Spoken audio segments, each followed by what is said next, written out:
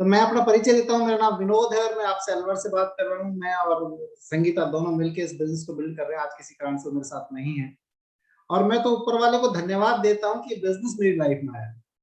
कई बार तो सोच के डर लगता है कि अगर ये बिजनेस भारत में नहीं आया होता, ये कॉर्पोरेशन हिंदुस्तान में नहीं आया होता, तो पता नहीं आज हम कैसी जिंदगी जी रहे होते। तो थैंक्स गॉड कि ये बिजनेस हमारी जिंदगी में आया, और उससे भी ज्यादा धन्यवाद ऊपर वाले का कि हमें समझ में आया।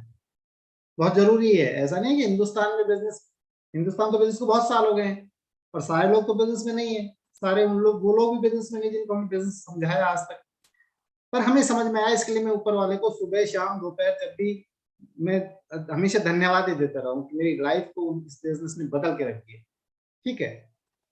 और आज मैं, संगीता, इनफैक्ट मेरा पूरा परिवार इस बिजनेस में है, और आज हम बहुत ही खूबसूरत जिंदगी इस बिजनेस से जी रहे हैं। Thanks to my appliance, thanks to ऊपर वाला। जितने धन्यवाद दिया जाए कम है। अभी आपको बताया गया कि क्या है लीडरशिप माइंडसेट, क्या है एंटरप्रेन्योर माइंडसेट, किस तरह से टीम बिल्ड होती है। एक चीज मान लीजिए, जो लोग आज पहली बार हैं या जो लोग पहले से बिजनेस में हैं, एमवे बिजनेस में आना आसान है। मैं ये नहीं कह रहा हूँ कि एमवे बिजनेस में लाना आसान है। एमवे बिजनेस में लाने के लिए सारी चीजें आपको करनी पड़ती हैं जो आज प्रकाश जी ने बताई है, लेकिन एमवे बिजनेस में आना आसान है। एमवे बिजनेस में मुश्किल है अपने आप को बनाए रखना। और दूसरा जो मुश्किल काम है, एक टीम को क्रिएट करके उसको बनाए रखना। टीम को क्रिएट करना मुश्किल नहीं है। बहुत से लोग हैं जो बहुत बड़ी बड़ी टीम बनाते हैं, बहुत से लोग जो बहुत तेजी से लोगों को स्पॉन्सर करते हैं, बहुत सी क्वालिटीज होती है लोगों में। तो दो चीज बहुत जरूरी है। पहली चीज, आप एमबीए बिजनेस में आए, अपने आप को आप एमबीए बिजनेस में बना के रखें। और दूसरी चीज, आप लोगों को एमबीए बिजनेस में लाए, और अगर आपके अंदर वो क्षमताएं हैं कि आप लोगों को अपने साथ रख सकें, तो आप एक बड़े एंटरप्रेन्योर बन सकते हैं, एक बड़े एमबीए बिजनेस के मालिक बन सकते हैं। ठीक है। उसके लिए कुछ चीजें जरूरी होती हैं। अभी बड़ा अच्छा मैसेज देते हैं हमेशा विजय जी कि एमबीए बिजनेस उन लोगों के लिए है जिनके सपनों में जान है। उनका अभिप्राय पता क्या है? जिनके पास सपने हैं उनमें जान आ जाती है, जिनके पास सपने नहीं है उनमें जान ही नहीं रहती। और जब इंसान में जान ही नहीं है तो काम कहां से करे? तो एमवे बिजनेस की जो पहली चीज है, इनफैक्ट एमवे बिजनेस की नहीं, दुनिया में किसी भी फील्ड में तरक्की करने की अगर पहली क्वालिटी में बोलूं, तो आपके पास अपना खुद का कारण होना चाहिए। इसको बोलते हैं पावर ऑफ ड्रीम। अगर आपके पास अपने सपने नहीं है, सपने तो बहुत हैं लेकिन आपके अपने नहीं है, तो डेफिनेटली आप इस बिजनेस में बहुत बड़े लेवल पे नहीं जा सकते। क्योंकि मैं ये डिस्कस करने वाला नहीं हूं कि आप किस तरह से अपने सपनों को आइडेंटिफाई करें, वो तो पता है सबको। बचपन से लेके आज तक आप देखिए, अगर आपके पास सपने नहीं है, तो आप बचपन से देखिए क्या सोचते थे, और आज देखिए क्या जो सोचते थे वही है। और अगर वो आप नहीं है, तो डेफिनेटली आपको अभी कुछ चीजों की जरूरत है। आपके पास सपने तो बहुत है, या तो दब गए हैं, मरे तो नहीं है। सपने मरते नहीं है, सपने दबा दिए जाते हैं, मजबूरी व सरकमस्टेंसेस के कारण से दब जाते हैं। तो आप ये देखिए कि क्या आपके पास सपने हैं, और सपने नहीं है तो यू विल हैव टू, जो आपके सपने थे उनको दोबारा से जीवित करने की जरूरत है, उनको बाहर निकालने की जरूरत है। क्योंकि अभी तक आपने इसलिए बाहर नहीं निकाले क्योंकि आपके पास रास्ता नहीं था। पर अब जब आपको एमबीए बिजनेस, जब मैं एमबीए बिजनेस में आया तो बड़ा निराश सा, बड़ा हताश सा इंसान था। मेरी सेल्फ इमेज रियली बहुत पुअर थी। जो राम राकेश जी कह रहे थे कि कुछ लोग बोल नहीं पाते थे, इस तरह का इंसान मैं था। घर से बाहर निकलना मेरी हैबिट में नहीं था, लोगों से बात करना मेरी हैबिट में नहीं था। मैं बहुत ज्यादा सोशल अभी भी नहीं हूँ, पहले भी नहीं था। ठीक है। लेकिन फिर अचानक ऐसा क्या हुआ कि हम एमबीए बिजनेस में बहुत तेजी से काम करने लगे। जो सपने दब गए थे, वहां एक आशा की किरण किरण किरण दिखाई दी एमबीए बिजनेस में। हमें लगा कि ये एक ऐसी अपॉर्चुनिटी है जिसको अगर हम यूज करें, जिसमें अगर हम काम करें, तो डेफिनेटली जो जिंदगी हम जीना चाहते हैं वो हमें मिल सकती है। तो हमारे सपनों ने हमें जान दी, उसके अंदर पावर थी, उसके अंदर दम था। तो आपके पास सपना होना जरूरी है। अगर आप एमबीए बिजनेस यूं ही कर रहे हैं बिना किसी सपने के, बिना किसी प्लानिंग के, तो डेफिनेटली आप इस बिजनेस में बहुत आगे तक नहीं जा सकते। अगर थोड़ा बहुत चलेंगे भी तो आपके अपलाइन की कृपा से, आप अपनी मेहनत से तो नहीं जाएंगे। सपना होना जरूरी है। क्यों जरूरी है? क्योंकि सपना हमें काम करने की ताकत देता है। या ये मान लीजिए कि अगर हमारे पास सपना है तो हमारे अंदर काम करने की ताकत आ जाती है। हमारे सपने में इतनी पावर होती है कि जब हमारा मन नहीं करता घर से बाहर निकलने को, और हमारे सपने में दम है तो डेफिनेटली वो हमें घर से बाहर निकालता है। जैसे मैंने बताया कि मैं घर से बाहर नहीं निकलता था, लेकिन जब मेरे पास एमबीए बिजनेस आया तो मैं घर में रुका ही नहीं। ऐसी हालत होगी, लोग पकड़ पकड़ के मेरे को पकड़ते घर वाले कि भाई साहब खाना तो खा ले, पागल होएगा एमबीए के पीछे। रिश्तेदार ये कहने लगे कि इससे बात मत करना, बात करती एमबीए की बात करेगा ये।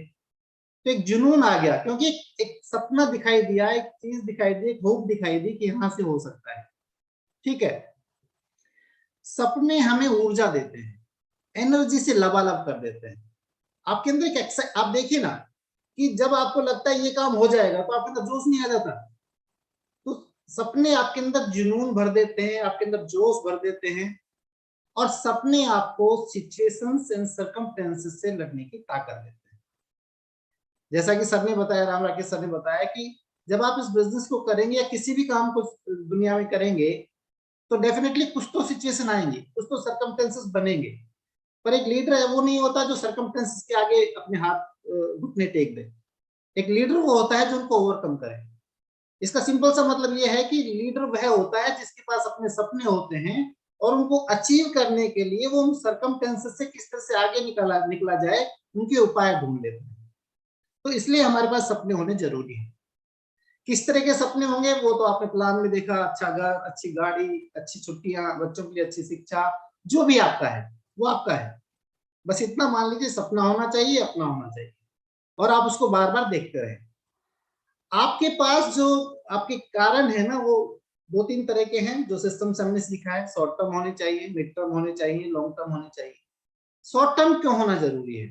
आप सिर्फ लॉन्ग टर्म की बात करेंगे, मैं बहुत से लोगों को एमबीए बिजनेस में मैंने देखा, जैसे एमबीए बिजनेस में आए, बड़े बड़े घरों की तस्वीर लगा दी, बड़ी बड़ी गाड़ियों की तस्वीर लगा दी, ये लेना है वो लेना है। आज कहीं भी नहीं है। क्यों? क्योंकि कोई भी बड़ा सपना आपके छोटे छोटे सपनों को पूरा करके ही अचीव होता है। तो अगर आपके पास लाइफ में छोटे छोटे गोल्स नहीं है तो डेफिनेटली आप किसी भी बड़े गोल को अचीव नहीं कर सकते। तो अगर आपको अपने ब्रेन को, अपने माइंड को डेवलप करना है सक्सेस के लिए, तो आप क्या करें, छोटे छोटे गोल्स बनाएं और उनको अचीव करें। जब आप एक छोटा गोल बनाते हैं, उनको अचीव करते हैं, तो अपने माइंड को प्रोग्राम करते हैं यू कैन अचीव, या आई कैन डू इट। और जब ब्रेन छोटी छोटी सक्सेस लेकर के प्रोग्राम हो जाता है तो फिर उसका बिलीफ सिस्टम डेवलप हो जाता है उसके अंदर, अब मैं कुछ भी कर सकता हूं। ठीक है, तो अपने लिए छोटे छोटे टारगेट सेट करें, छोटे छोटे गोल सेट करें, उनको अचीव करें, माइंड को प्रोग्राम करें सक्सेस के लिए। और जैसे आप माइंड को सक्सेस के लिए प्रोग्राम करेंगे, जब आपके दिमाग में ये बात आ गई yes I can do everything, फिर आप कोई भी गोल हिट कर सकते हैं। ठीक है, तो programme your mind for success. ठीक है, this is called power of dream. तो ध्यान रखिए, ये एमवे बिजनेस का सबसे इंपॉर्टेंट चैप्टर है। अगर आपके पास सपने हैं और उनको आप विजुलाइज कर रहे हैं, छोटे छोटे गोल्स बना करके अचीव कर रहे हैं, डेफिनेटली आप इस बिजनेस में सक्सेसफुल हो जाएंगे। ठीक है, उसके बाद दूसरी चीज आती है पावर ऑफ इनकम। मैंने बताया लोगों को एमबीए बिजनेस में आप ला सकते हैं। मैंने बहुत से लोगों को देखा, बहुत बड़ी बड़ी टीम क्रिएट कर देते हैं, लेकिन ये लोगों का बिजनेस है और सबसे मुश्किल काम दुनिया में है लोगों को हैंडल करना। ठीक है, अगर आप एमबीए बिजनेस में लोगों को हैंडल करना नहीं सीख पाए तो आप कितने लोगों को अंदर लेके आइएगा, डेफिनेटली आप बड़ी टीम के मालिक नहीं बन सकते।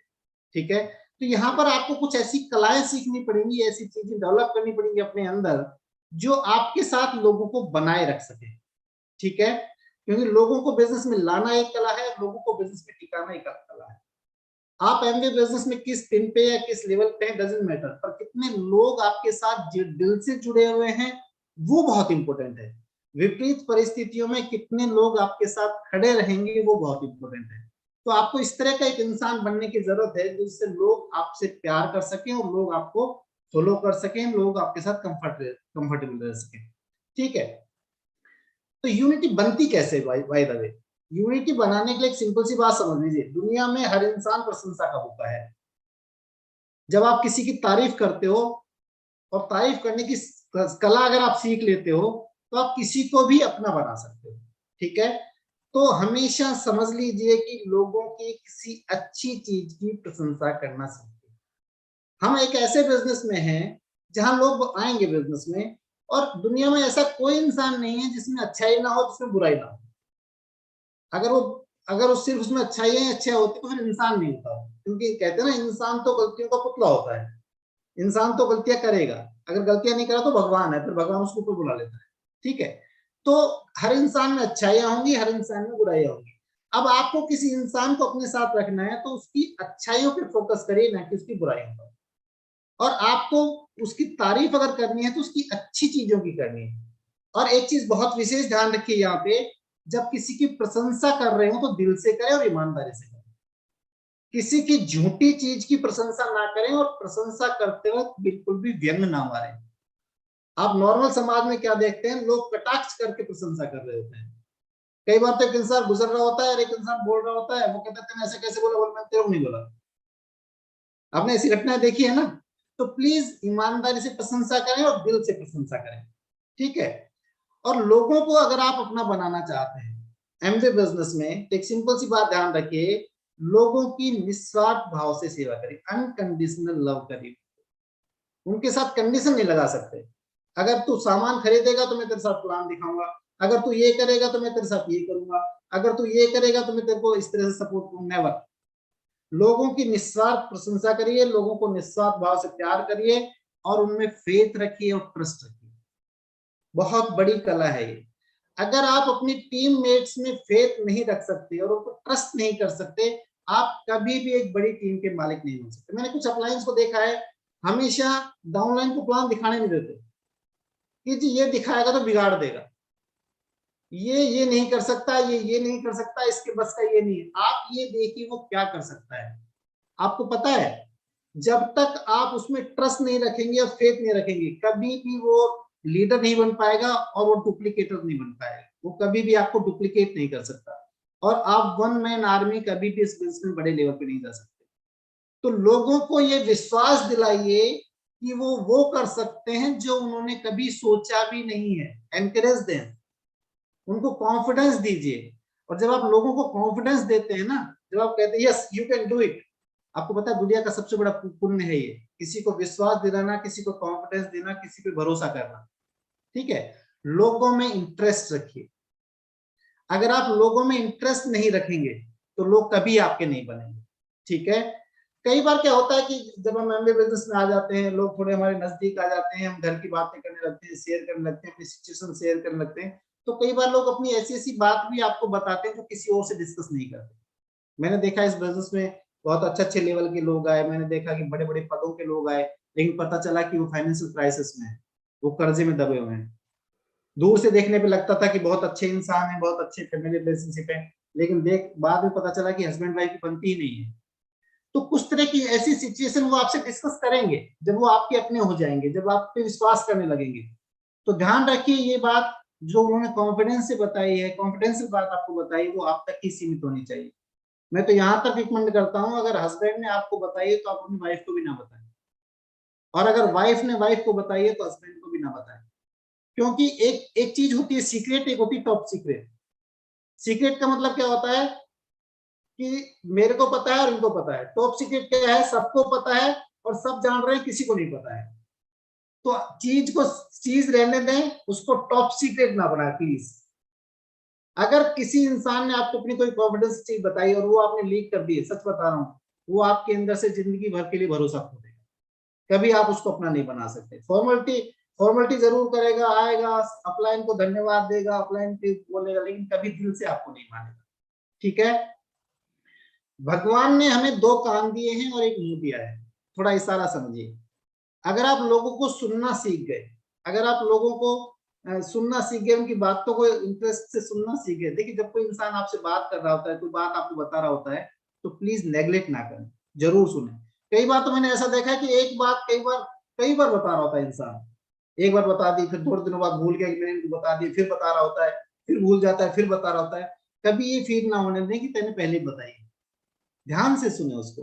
तो भगवान ने दो कान इसलिए दिए हैं, ध्यान से सुने और कम बोले। जब आप किसी को ध्यान से सुनते हैं तो आप उसको ज्यादा समझते हैं। जब आप ज्यादा बोलते हैं तो आप अपनी कमियां किसी को बता रहे होते हैं। ठीक है। तो बहुत जरूरी हो जाता है, जब इंसान को बहुत ध्यान से सुनते हैं तो डेफिनेटली वो आपको अपना दिल दे बैठता है। ठीक है, और ये एमवे बिजनेस दिल से दिल का रिश्ता है, ठीक है। और एक चीज समझ लीजिए, दुनिया में किसी को बदलने की कोशिश मत करिए। दुनिया में सिर्फ आप किसी एक इंसान को बदल सकते हो, वो इंसान है आप खुद। अगर कोई आदमी बिजनेस में आया और आप उसको बदलने की कोशिश करेंगे, आप उसको सिस्टम जरूर रिकमेंड कर सकते हैं। आप उसको बोलिए आप मीटिंग में आइएगा, आप बहुत सीखेंगे, आप ये वाली बुक पढ़िएगा, बहुत सीखेंगे, आप ये वाला लिंक सुनिएगा, बहुत सीखेंगे, ये वाले सीडी सुनिएगा, बहुत सीखेंगे। लेकिन आप खुद उसको ये बताने की कोशिश मत करिए तेरे अंदर ये कमी है, तेरे को यहाँ सुधार की गुंजाइश है, जब तक कि वो फुल कॉन्फिडेंसली ये नहीं कहेगी कि मैं आपकी बात बिल्कुल मानूंगा, ठीक है। तो इंसान में कभी कमी मत बताइएगा, उसको बदलने की कोशिश मत करिएगा, जब तक कि आप उसका ट्रस्ट और फेथ ना जीत लें। हाँ, एक बार आपका हुआ, फिर वो आपकी बात मानना शुरू करेगा, ठीक है। और तीसरी पावर हो जाती है, बहुत इंपॉर्टेंट पावर है ये, पावर ऑफ सबमिशन। जिंदगी में अगर आगे बढ़ना है तो किसी एक को गुरु मानना पड़ेगा, क्योंकि आप तब तक लीडर नहीं है जब तक आप किसी के फॉलोअर नहीं। आप तब तक लीडर नहीं है जब तक आपको कोई फॉलो नहीं करता। तो डेफिनेटली अगर आप लीडर बनना चाहते हैं तो आपको किसी को तो फॉलो करना पड़ेगा, और अच्छा हो वो आपकी अपलाइन में से हो, ठीक है। तो एक गुरु मानिए, उसमें ट्रस्ट रखिए, उसमें फेथ रखिए, और ये मानिए कि ये जो मुझे बताएंगे वो मेरी जिंदगी के लिए सबसे बेहतर होगा। गुरु मतलब सबमिशन का मतलब ये नहीं होता कि वो आपके बॉस बन गए हैं। सबमिशन का मतलब ये नहीं होता कि आप उनकी चापलूसी कर रहे हैं। सबमिशन का मतलब होता है एब्सेंस ऑफ रिबेलियन। यस, क्योंकि मेरे मेरे अपलाइन अगर मुझे कुछ बता रहे हैं तो मेरे भले के लिए बता रहे हैं। क्यों बता रहे हैं? क्योंकि उनका इंटरेस्ट है मेरे बिजनेस में। अगर आप कोई दूसरा गुरु बना रहे हैं जिनका आपके बिजनेस में इंटरेस्ट नहीं है, तो डेफिनेटली आपको उसको बहुत ज्यादा फायदा नहीं मिलेगा। तो आपको एक गुरु बनाना चाहिए जिसको आप फेथ करें, ट्रस्ट करें, फॉलो करें, उनकी बातों को मानें। तो आप देखिए इस बिजनेस में बहुत आसान, जब आप दिल से किसी को गुरु बनाते हैं ना, तो आपको पता है उनकी रेस्पॉन्सिबिलिटी कितनी ज्यादा बढ़ जाती है। जब हम किसी को कोई बात बताते हो, पता है मानेगा नहीं, तो कुछ भी कह देते ठीक है कर ले यार। लेकिन पता चल जाता है कि इसको जो बताया वही मानेगा, तो बहुत सोच समझ के बोलना पड़ता है, बहुत कैलकुलेशन करके समझाना पड़ता है कि ये तो भाई साहब ये ऐसा इंसान है जिसको जैसा कह दिया वैसे ही करेगा। तो उसके लिए हमें बहुत सजग रहना पड़ता है। लेकिन जो बता रहे कुछ है, कर कुछ रहा है, उसके लिए ठीक है कर ले, कोई दिक्कत नहीं, क्यों पता है करने तो इसको अपने मन की है, ठीक है। तो हैव ए गुरु, और उसको सबमिट करें अपने आप को, ठीक है। और सर ने आज बहुत अच्छा बताया पावर ऑफ स्पोकन वर्ड्स। जब आप बोलते हैं ना, बोलते हैं तो सबसे पहले आप ही सुनते हैं, और इसकी बहुत बड़ी पावर है। ये बहुत बड़ा चैप्टर है, लेकिन इतना समझ लीजिए कि आपके कान जब सुनते हैं तो आपके जो ब्रेन में जाता है, और ब्रेन ना बहुत ही उपजाऊ भूमि है, और जो शब्द है वो बीज है, जो आप बोओगे वही काटोगे। जैसे बहुत अच्छा एग्जांपल बता रहे थे सर कि मैं तो शेयर मार्केट में जिस कंपनी में लगाता हूँ वही डूब जाती है, और ऐसा ही होता है। कुछ लोग आपने देखे नहीं जी, हम तो गरीब आदमी हैं। उन गरीब आदमी को कभी आपने धनवान बनते देखा है? ये जो इंसान जिंदगी में हमेशा रोते रहते हैं वो वास्तव में ही रोते रहते हैं। उनकी जिंदगी में इतनी भगवान कृपा करता है, कभी कोई चैलेंज देगा, कभी कोई चैलेंज देगा, क्योंकि वो अट्रैक्ट कर रहे हैं उस चीज को। आपको पता है पावर ऑफ स्पोकन वर्ड्स में इतनी ताकत है कि जब आप उसको बोलते हैं और उसी तरह से आपका ब्रेन प्रोग्राम हो जाता है, उसी तरह से वाइब्रेशंस आप निकालने लगते हैं, और फिर प्रकृति आपका इंतजाम शुरू करती है कि भाई इसकी दिली इच्छा है ये।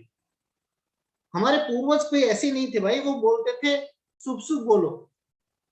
उनका मतलब ये था कि जब भी बोलो अच्छा बोलो। वो डराते किस तरह से थे कि 24 घंटे में एक बार सरस्वती देवी यहाँ पे विद्यमान होती है, विराजमान होती है, और उस वक्त जब आप बोलोगे तो वो सत्य हो जाएगा। अब वो टाइम नहीं पता कौन सा है, इसलिए वो एक बार समझाते थे भाई साहब 24 घंटे अच्छा बोलो। एमडी बिजनेस में भी मैंने देखा है, जिस इंसान के बोलचाल गड़बड़ हो गई, जिसकी टॉकिंग गलत हो गई, जो जिसके शब्द गलत निकलने लगे ना, वो एमवे बिजनेस में बहुत लंबे समय तक सर्वाइव नहीं कर पाता है। रिच एक्सपीरियंस बता रहा हूं। तो शब्दों में ताकत है, सोच समझ के बोले। ऐसा कभी नहीं होगा कि बोओगे कीकर बबूल और काटोगे आप, जो बोओगे वही काटोगे। तो बी केयरफुल, इस जबान से निकलने वाला हर शब्द बहुत महत्वपूर्ण है आपकी लाइफ में। पर एक अच्छी बात यह है कि आज का बोला हुआ आज फल नहीं देता, वो थोड़े दिनों बाद निकल के आता है। तो भाई साहब अगर ऐसा होता ना तो दुनिया उलट पुलट हो जाती अब तक। तो इसलिए आप थोड़ा ढंग का बोलो, फेथ रख के बोलो, जब बोलते हो ना उसके पीछे भरोसा बहुत जरूरी है। अच्छा एक बार बताइए, भगवान से जब मांगते हैं पूरी जिंदगी होगी मांगते हुए, हमेशा मिलता है क्या? कभी मिलता है, कभी नहीं मिलता है। तो कभी भगवान से जाकर लड़ाई करी क्या? देता तो कुछ है नहीं। तो इसी तरह से जब आप बोलते हो तो हमेशा ये आशा नहीं कर सकते कि आप बोल रहे हो तो आपको मिलेगा। हाँ, आप बोलते रहिएगा, ट्रस्ट रखिए, फेथ रखिए, दिल से आवाज निकलती रहनी चाहिए, एक दिन आपको मिलेगा। जब ये सारी चीज करते हैं आप, तो आप देखते हैं कि अच्छी टीम आप बनाते हैं। और इसमें अगर आप गड़बड़ करते हैं, आपके पास ड्रीम नहीं है, आप उस पर फोकस नहीं है, आप उसको विजुलाइज नहीं करते हैं, आप छोटे छोटे गोल अचीव नहीं करते हैं, तो टीम बनाना तो बहुत बड़ी बात है बॉस। आपका ही गड़बड़ हो जाएगा मामला। देन आप लोगों को अपने साथ नहीं रख सकते। लोग आते हैं, लोग जाते हैं, लोग आते हैं, लोग जाते हैं, और आप वहीं खड़े रह जाते हैं। कोई कुली पिक्चर का गाना था ना, लोग आते हैं, लोग जाते हैं, हम यहीं कहीं रह जाते हैं। कुछ लोगों को मैं पिछले कई सालों से देख रहा हूँ, पूरी मेहनत कर रहे हैं। मैं तो कहता हूँ यार, भगवान ने मुझे इतनी ताकत दी थी, तेरी इतनी मेहनत करने की तो पता नहीं मैं कौन से लेवल पर होता। बहुत मेहनत करते हैं, और हर मीटिंग में लोग आएंगे, स्पॉन्सर करते हैं, पर लेवल नहीं सरकने में आ रहा। क्यों? लोगों को अपने साथ नहीं रख पा रहे हैं। तो ये छोटी छोटी चीजें हैं जिनको अगर आप करेंगे तो आप देखेंगे लोग आपके साथ रुकेंगे। अब इससे भी इंपॉर्टेंट चैप्टर आता है, जैसे ईश्वर जी बहुत अच्छा एग्जांपल दे रहे थे कि गलती से भी कोई रेलवे लाइन पे ना आ जाए, इसलिए नियम बनाए गए हैं। और आपको पता है ये नियम किस लिए बनाए गए? ये नियम इसलिए बनाए गए हैं कि बहुत से बिजनेस खत्म होते देखे गए एमवे बिजनेस में, बहुत लोगों के बिजनेस खत्म हुए। तो आपके पास प्यूरिफाई फॉर्म में कुछ नियम दे दिए गए कि भाई अगर आप ये गलतियां नहीं करोगे तो डेफिनेटली आप एक बड़े बिजनेस के मालिक होगे, और अगर आप ये गलतियां करोगे तो आप बड़ी बड़ी टीम को भी खराब कर सकते हो।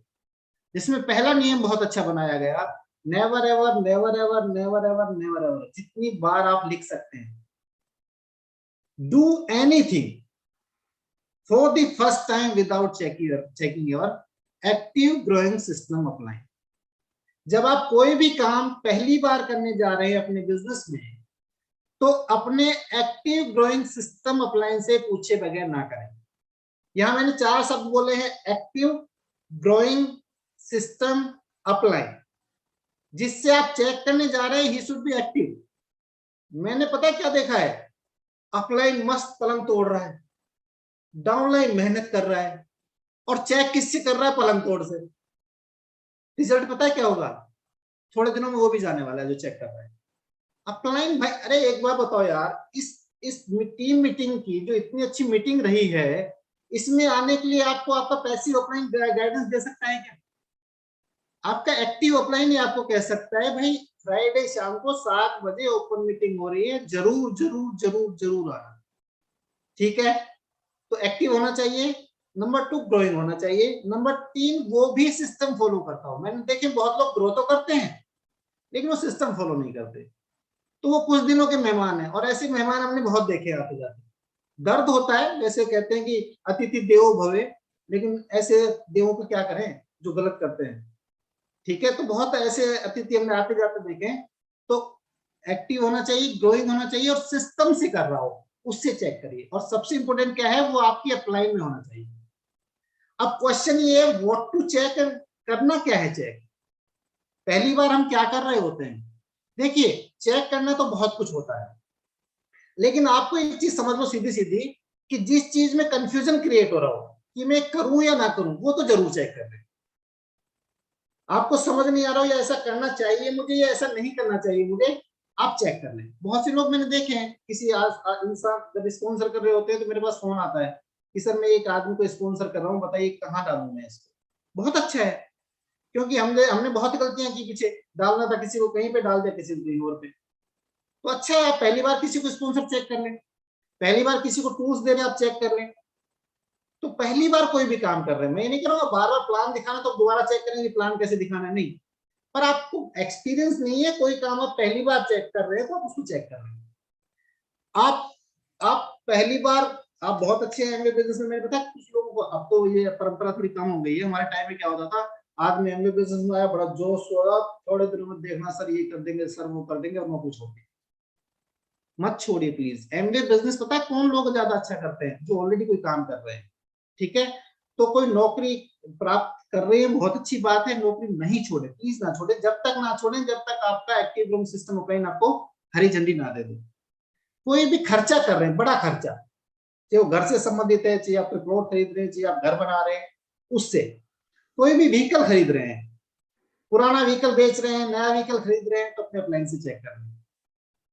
एक्चुअली होगा कि जब आप चेक करने की प्रवृत्ति अपने आप अपना लेंगे ना, तो गलतियों के चांस बहुत मिनिमाइज हो जाते हैं, और जहां गलतियों के चांस मिनिमाइज हो जाते हैं वहां तरक्की के चांस बहुत ज्यादा बढ़ जाते हैं।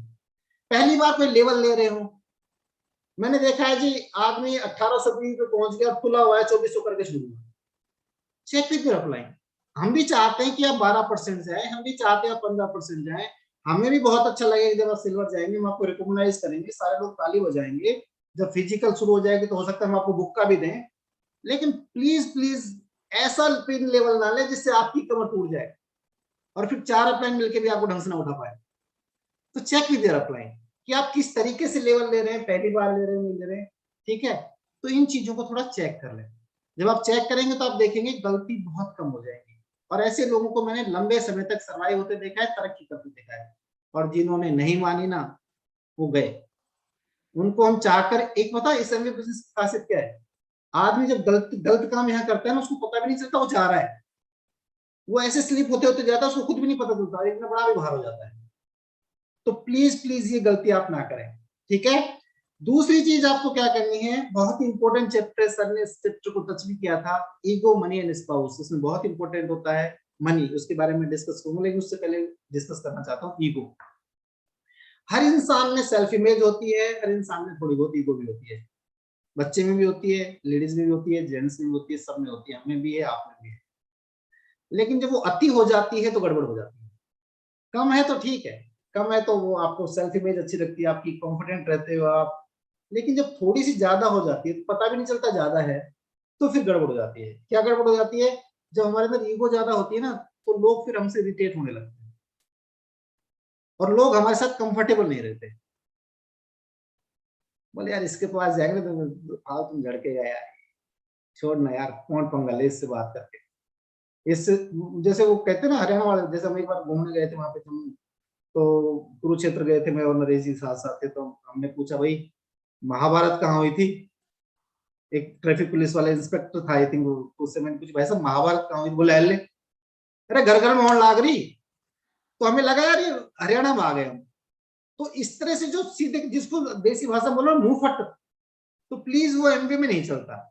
एमवे में तो प्यार से, दुलार से, पुचकार से चलता है, ठीक है ना।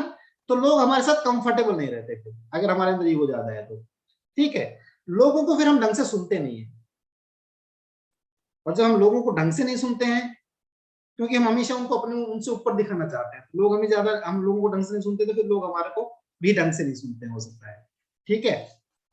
लोग फिर मन की बात भी नहीं बताते, ठीक है। तो थोड़ी सी ईगो कम होनी चाहिए, मैसअप ना करें। और कैसे हो सकती है ईगो 8 लोगों की, लोगों को सही तरीके से ना बोलना। आप किसी को बोलो ओए इधर आ, और एक बोलो भाई साहब इधर आओ, दोनों फर्क है ना। आजकल तो भाई साहब छोड़ बच्चों को भी ढंग से थोड़ा सा बोलते हैं तो वो भी, उनकी भी ईगो खड़ी हो जाती है। तो किसी को प्यार से बोले, रिक्वेस्ट मोड में बोले। और तीसरी चीज, कभी भी आदेश ना दे। जब आप आदेशात्मक शैली में बोलते हैं, जब आप उनको ऑर्डर देते हैं, किसी को ऑर्डर लेना अच्छा नहीं लगता, ठीक है। तो लोगों को आदेश ना दे, ऑर्डर ना दे। अगर इन चीजों का आप थोड़ा ध्यान रखेंगे, प्यार से, पुचकार से, रिक्वेस्ट मोड में रह करके, वो कहते हैं ना जी कह के बोलो और जी कह के बुलवाओ, तो फिर आप देखते हो लोग आपके साथ कंफर्टेबल रहते हैं, उनकी ईगो भी हार्ट नहीं होगी और आपकी ईगो भी हार्ट नहीं होगी। हाँ, प्रोस्पेक्ट हमारी ईगो हार्ट करता है वो चलेगा, क्योंकि वो बेचारा नादान है, उसको ये नहीं पता कि वो क्या नहीं जानता। तो प्रोस्पेक्ट तो कहता है तो लेट हिम डू। प्रोस्पेक्ट को तो आप बच्चा समझ के माफ कर दो। अगर आप एमबीए बिजनेस में आम पब्लिक को और प्रोस्पेक्ट को बच्चा समझ के माफ करने की प्रवृत्ति आपने डेवलप कर ली, अरे यार हर दिन कोई ना कोई भाई साहब फटकार मारता है, तो इसका मतलब ये थोड़ी जिंदगी खराब कर लें। उनकी फटकार से, मेरे को किसी ने कहा क्या फालतू एमबीए प्रोडक्ट है यार तुम्हारे, अभी यही कुछ दिन पहले ही, अरे दुनिया को लूटने में लगे हुए, तो क्या उसके साथ युद्ध करूं मैं। आप पता है कि सुअर की एक तमन्ना होती है कि वो आपके टक्कर मारे और कीचड़ आपके लगा दे। तो एक तो चीज ये कि आप भी टक्कर मारो और लथपथ हो जाओ कीचड़ में, और दूसरा तरीका क्या है कि भाई साहब थोड़ा बच के निकल जाओ।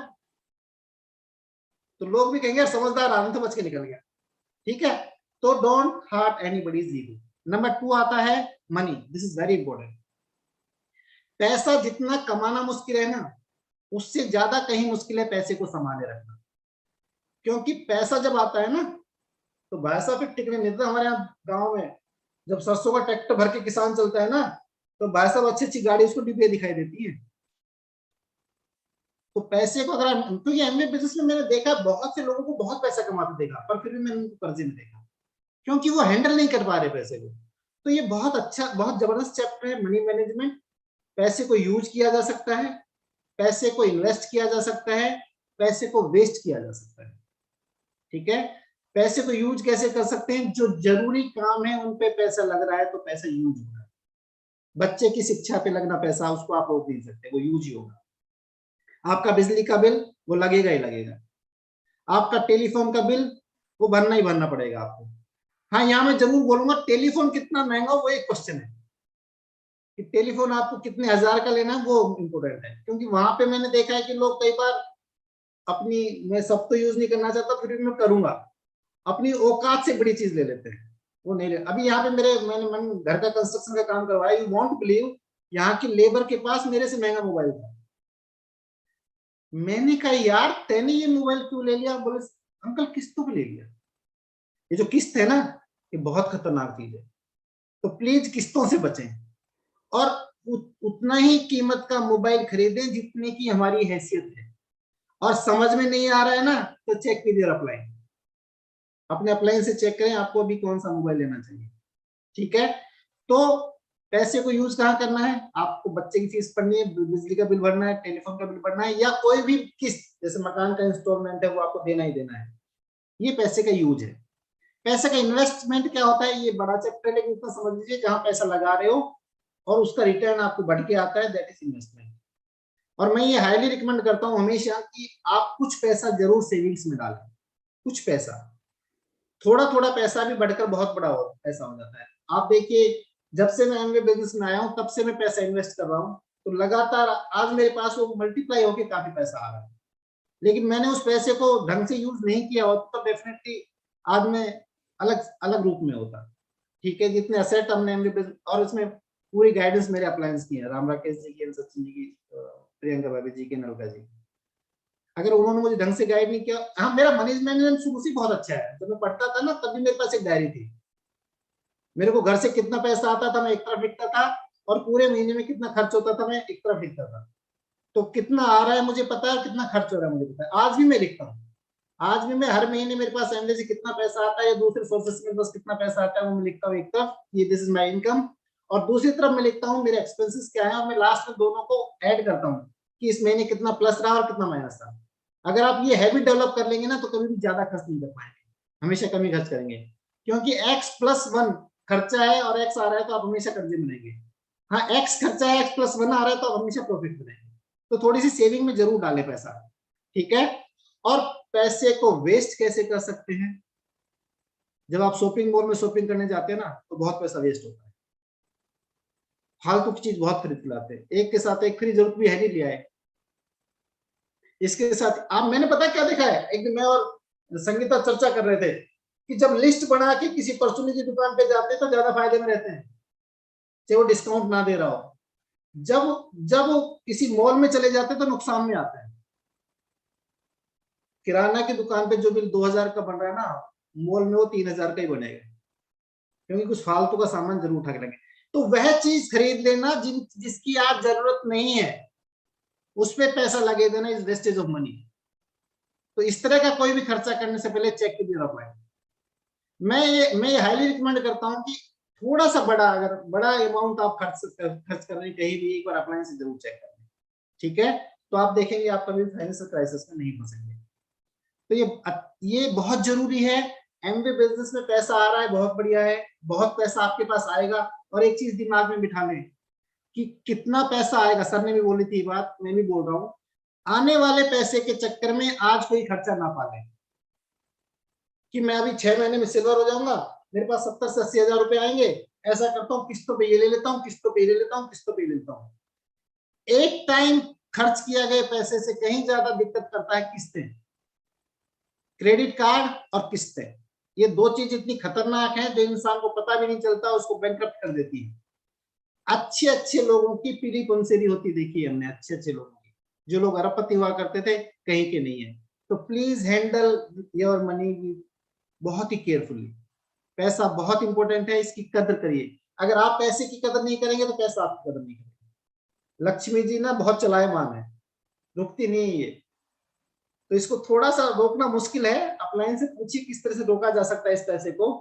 And then spouse, Amway business में बहुत इंपॉर्टेंट है, ये लोगों का बिजनेस है और लोगों को अपने साथ रखना इतना आसान नहीं है, मैं शुरू में बोल चुका हूँ। अगर हमारे अंदर कोई गलत आदत है, देखो अभी फिजिकल मीटिंग तो नहीं हो रही तो हम वो करेक्ट की बात तो नहीं कर रहे हैं, क्योंकि वो करेक्ट की बात की पत्नी के साथ पति के साथ पत्नी होनी चाहिए, किसी और के साथ नहीं होनी चाहिए, वो बात तो जरूरी नहीं, क्योंकि भी जा नहीं रहे। लेकिन हाँ, हमारे अंदर वो आदत नहीं होनी चाहिए जो समाज पसंद नहीं करता, हम पसंद नहीं करते, इवन हम अपने बच्चों में नहीं देखना चाहते। कोई भी हैबिट, अगर आपके अंदर कोई ऐसी हैबिट है, आपको लगता है कि मेरे बच्चे में अगर ये हैबिट होगी तो मुझे बुरा लगेगा, तो डेफिनेटली गलत है। क्यों? क्योंकि जब लोगों को इस बारे में पता चलता है कि ये हैबिट हमारे अंदर है, तो हमारी रेस्पेक्ट करना बंद कर देते हैं। मुंह के सामने कोई नहीं बोलेगा, इवन बच्चे भी हमारी रेस्पेक्ट करना बंद कर देते हैं। सबसे बड़ा नुकसान पता क्या है इन चीजों का? पहला नुकसान तो पैसे का है, दूसरा नुकसान शरीर का है, तीसरा नुकसान सेल्फ इमेज का है, चौथा नुकसान जब इंसान की पता सेल्फ इमेज की होती है ना, कहते हैं कमजोर आदमी ताकत तो होती है तो बेचारा अकड़ता है। इसी तरह जिस इंसान की सेल्फ इमेज कमजोर होती है ना, वो उसमें अकड़ ज्यादा होती है, तो वो अकड़ आ जाती है, फालतू की अकड़ बोलते हैं इसको। तो इसलिए गंदी आदतें नहीं होनी चाहिए हमारे अंदर, तो कोई भी गंदे खुलेआम करना छोड़ दीजिए। मेरा एक नीचे एक्सपीरियंस बताऊं आपको, मेरे बड़े अच्छे साथी थे, मेरे जूनियर रहे थे डी फार्मेसी में, एमबी बिजनेस में आए, वो बड़ा अच्छा एमबी बिजनेस कर रहे थे। मैंने उनके घर जाके 2-3 होम मीटिंग करी, काफी अच्छे अच्छे लोग, मतलब अच्छी भीड़ रही उनके घर पे, और बड़ा अच्छा बिजनेस कर रहे थे, बहुत सीरियस थे। कुछ दिनों बाद देखा मैंने गायब हो गए। अब चूंकि मेरे डाउनलाइन में थे, इसलिए मैं सीधा उनको ज्यादा कनेक्ट कर नहीं रहा था, दोस्त के नाते में बात कर रहा था, लेकिन वो धीरे धीरे गायब हो गए। एक दिन मैं मिलने गया उनके पास स्कूल से, मैंने कहा इतना अच्छा अच्छा बिजनेस करते करते तो अचानक कैसे गायब हो गया? अरे बोले सर पूछो मत, जो बताते हैं और जो है उसमें दिन रात का अंतर है। बोले एक दिन हम फंक्शन में जा रहे थे और हमारे सो कॉल्ड अपलाइन, जिसको एक्टिव ग्रोइंग सिस्टम अपलाइन उन्होंने मान रखा था, बोले ढाबे पे रुके और दारू की बोतल ली और हमारे सामने पी। तो उस दिन मैंने कसम खाई कि मैं नहीं करूंगा। तो मुझे इतना बड़ा झटका लगा, इतना बड़ा झटका लगा उस दिन, कि एक इंसान की एक हैबिट ने एक कितने कितने हो सकता है बहुत बड़ा बिजनेस खो दिया हो। मैं ये नहीं कह रहा हूँ कि बहुत बड़ा बिजनेस करते, पर एक बहुत बड़ा बिजनेस हो सकता है खो दिया हो। तो भाई साहब अगर इतनी ज्यादा एडिक्ट हो किसी चीज के, तो प्लीज खुलेआम करना छोड़ दो, थोड़ा छुपके कर लो यार। और सचिन जी बहुत अच्छा बोलते हैं कि एमवे बिजनेस करने का नशा ही सबसे बड़ा नशा है, तो उसके आगे सारे नशे फेल है। तो फिर क्यों दूसरा नशा चलाना यार? इतना खूबसूरत बिजनेस भगवान ने आपको दिया, इतना प्यारा सिस्टम आपको भगवान ने दिया, इतने अच्छे अप्लायंस आपको दिए भगवान ने, आप इतने अच्छे हो, फिर क्यों छोटी छोटी गलत आदतें पाल के बेकार से इंसान बन रहे हो? आप सोचो ना कि अगर आप इस बिजनेस को बिल्ड करोगे, कितने लोगों की जिंदगियों में चिराग भरोगे, कितने लोगों की जिंदगियों में होप भरोगे। बहुत बड़ा पुण्य है, एक निराश आदमी की अंदर होप भर देना बहुत बड़ी वो है। आप सोचो कितने लोग एग्जाम्पल देंगे आपका कि मैंने इनको देख के एमबीए बिजनेस ज्वाइन किया और मैं आज इनकी वजह से सफल हूँ। आप सोचो, ये कोई साधारण बात नहीं है। अच्छे अच्छे लोगों के बारे में लोग नहीं कह रहे, चाहे वो पर्टिकुलर प्रोफेशन में कितना ही बड़ा इंसान हो, लेकिन लोग ये नहीं कह रहे इन्होंने मेरी जिंदगी बदली। यहाँ आप प्लेटिनम जाते लोग आपको कहने लगते हैं कि आपकी जिंदगी, आपने बहुतों की जिंदगी बदली, लोग स्टेज पे आके कहने लगते हैं, लोग यहाँ आके कहने लगते हैं। तो उस बिजनेस को छोटी छोटी चीजों के लिए क्यों खराब कर रहे हो? तो इन छोटी छोटी चीजों का ध्यान रखें। पहली चीज, आपके पास ड्रीम होना चाहिए, उसमें बहुत पावर है। नंबर 2, लोगों को यूनाइटेड रखे, बी हम्बल बी पोलाइट, ठीक है। नंबर 3, आप एक गुरु होनी चाहिए जिसको आप सबमिट करें। और नंबर 4, शब्दों का चयन सही करें, बोलते वक्त हमेशा अच्छा बोले, ढंग से बोले, जोर जोर से बोले, अंदर से बोले, दिल से बोले। देन कोई भी काम करने से पहले अपना इनसे चेक करें, और पैसे को बहुत संभाल के रखें, बहुत जरूरी है पैसा। And then no negative discussion, क्योंकि गलत बोलने से, गलत बात करने से कभी अच्छे होने की आशा नहीं। आप देखिए टीवी मीडिया सुबह शाम दोपहर हर जगह नेगेटिव ही नेगेटिव है। क्यों इतना तामझाम फैला रखा? अच्छा एक बार बताओ, एमबी बिजनेस करने के लिए इतने तामझाम की जरूरत है क्या? मीटिंग हो रही है, फ्राइडे मीटिंग, ट्यूसडे मीटिंग, किताब, सीडी, ये वो, क्यों? अरे जरूरत ही नहीं है। पर जो बाहर से जो नेगेटिव आ रहा है ना, उससे बचा रखने के लिए सावधान होता है। तो नेगेटिव ज्यादा डिस्कस ना करें, बाहर ही बहुत ज्यादा नेगेटिव, अच्छी बातें करें। और क्रॉस लाइन से ज्यादा बिल्कुल भी डिस्कस ना करें। पता है दो क्रॉस लाइन बात करते क्या चल रहा है भाई?